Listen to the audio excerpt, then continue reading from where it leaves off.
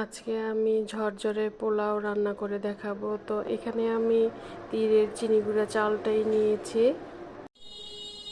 এখানে আমি 1 কেজি পরিমাণ পোলাওয়ের চাল নিয়েছি।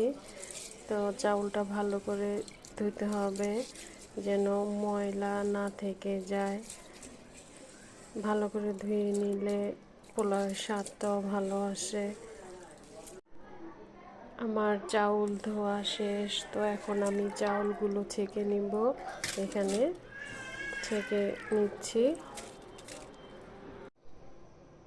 এখানে আমি পোলাও রান্না করার জন্য পরিমাণ মতো তেল দিয়ে দিচ্ছি।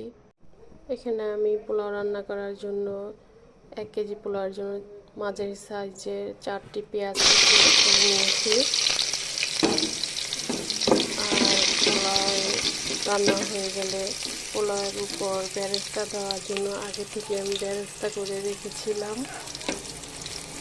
এখন শুধু পোলাওটা রান্না করব। এখানে আমি 2 টেবিল চামচ আদা বাটা দিয়ে দিচ্ছি।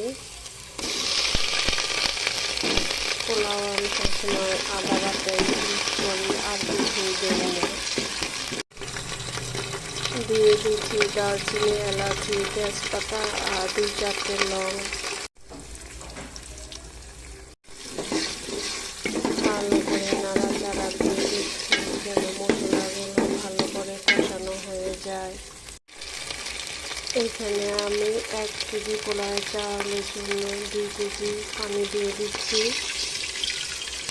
পানি বলক আসার আগে দিয়ে দিচ্ছি স্বাদ মতো লবণ। এখানে পোলাওয়ের পানির বলক চলে এসেছে, তাই আমি চাউলগুলো দিয়ে দিচ্ছি। এখানে পোলাও চাউলটা দেওয়ার পর চুলার আগুনটা হাইতেই রাখতে হবে যেন পোলাও চাউলটা লেগে না যায়। আর একটু পরে পরে ঢেকে দিয়ে নেড়ে দিতে হবে। এখন দিয়ে দিচ্ছি কাঁচামরিচ।